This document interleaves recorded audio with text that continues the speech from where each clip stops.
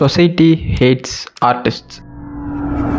நம்மள நிறைய பேர் இந்த பெயிண்டிங்கை பார்த்துருப்போம். இன்னைக்கு டேட்டில் இந்த பெயிண்டிங்கோட விலை வந்துட்டு $100 மில்லியன் மேலேன்னு சொல்கிறாங்க. அப்போ இதை பெயிண்ட் பண்ணவர் வந்துட்டு அவர் வாழ்ந்த காலத்தில் பெரிய பணக்காரனா நல்ல பேரும்போட தான் இருந்திருப்பாரு அப்படின்னு நீங்கள் நினச்சிருந்தீங்கன்னா அதான் இல்லை. இன்னைக்கு இவ்வளோ விலை மதிப்புள்ள இந்த பெயிண்டிங்கை பண்ண வின்சென்ட் வேன் காக் வந்துட்டு அவர் வாழ்ந்த காலத்தில் காசு இல்லாமல் பாவர்ட்டியில் 37 வயசில் மென்டல் டிப்ரெஷனில் சூசைட் பண்ணிக்கிட்டு செத்து போனவர்.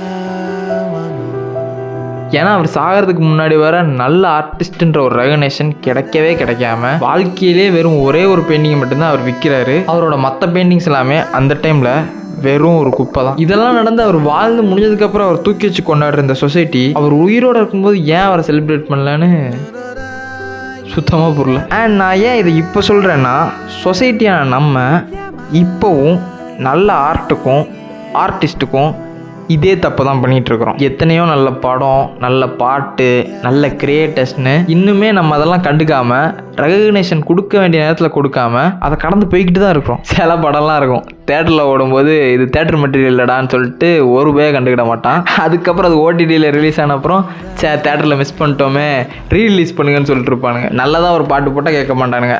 இதே இன்டர்நெட்டுக்கு ஏற்ற மாதிரி ஹுக் ஸ்டெப்லாம் வச்சு ரிலீஸ் பண்ணால் டிங்கு டிங்குன்னு ஆடிட்டு ரீல்ஸில் வந்துடுவானுங்க. இப்படி அல்காரிதம்லேருந்து மக்கள்லேருந்து இவ்வளோ ஏன் கவர்மெண்ட்டே இப்போலாம் ஆர்டிஸ்ட் எதுக்க ஆரம்பிச்சிட்டாங்க. முடிஞ்ச அளவுக்கு நல்ல ஆர்டிஸ்ட் அண்ட் அவங்களோட ஒர்க்கை செலிப்ரேட் பண்ணுங்கள். அதை பற்றி 4-5 பேர்கிட்ட டிஸ்கஸ் பண்ணுங்கள். உங்களுக்கு மட்டுமே தெரிஞ்ச ஒரு ஆர்டிஸ்ட் ஏதாவது ஒரு நல்லா பண்ணுறான்னா அதை 4 பேர்கிட்ட எடுத்து கொண்டு போய் சேருங்க. Because at the end of the day எல்லா ஆர்டிஸ்ட்டுக்கும் பணத்தை தாண்டி தேவையானது ஒன்று தான், அப்ரிசியேஷன்.